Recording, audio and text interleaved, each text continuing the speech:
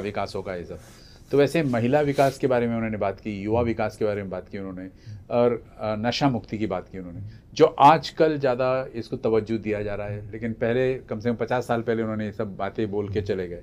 तो उसके बारे में आपके क्या विचार है? युवाओं के बारे में जहाँ तक सवाल है, तो महाराज जी का ये बहुत ही उनके वो चाहते थे कि युवाओं में ज़्यादातर बैठे उठे, युवाओं के साथ में मेलजोल बढ़ाए।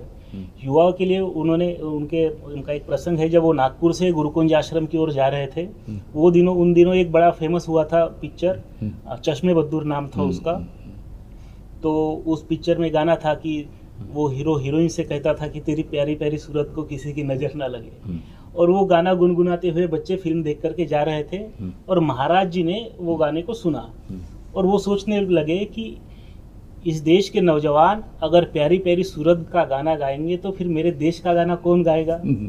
और उसी तर्ज पर फिर उन्होंने गाना लिखा कि मेरे प्यारे सुंदर भारत पर दुश्मन की नजर ना लगे, अरे तू सुन, वाह, मुश्किल से पाया है स्वराज, प्रिय बापू का है सरताज, कई कुर्बानी दे करके सुख का दिन बताया आज। और लास्ट में वो कहते हैं कि चरित्र भारत का है धन, विशाल भारत का है मन। इस तरह से महाराज जी ने रचनाएं की और युवाओं को जागरूक करने में उन्होंने कहा कि हमारे देश का यदि विकास करना कोई कर सकता है तो महिला और युवाओं के कंधे पर बड़ी जवाबदारी है। जब चीन का भी आक्रमण हुआ था तो महाराज जी ने सोचा कि बड़े पैमाने पर आज जवानों ने हमारी सेना में भर्ती होना चाहिए, लेकिन होते नहीं थे। तो उन दिनों देखो तृतीय पंथी लोगों का एक सम्मेलन भंडारा तुमसर में होने वाला था। तृतीय पंथी लोग जो नाटक में सोंगाड़े नाम से काम करते थे, वो लोगों का।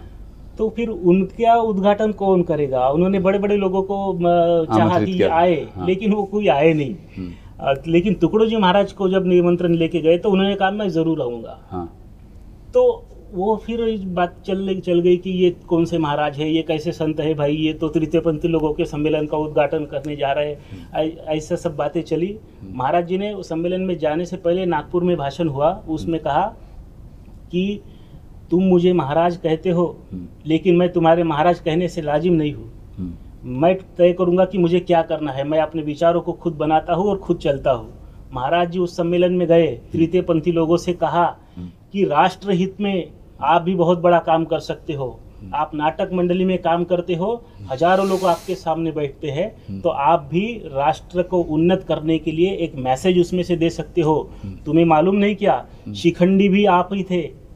शिखंडी अगर नहीं होती तो धर्म की स्थापना करने में भगवान श्री कृष्ण को कैसी सफलता हासिल होती थी। सही कहा। शिखंडी ये तृतीय पंथी था, लेकिन उसने भी अपने मर्दानगी दिखाने का जब समय आया तो दिखाई थी। अब आपको भी यही करना है।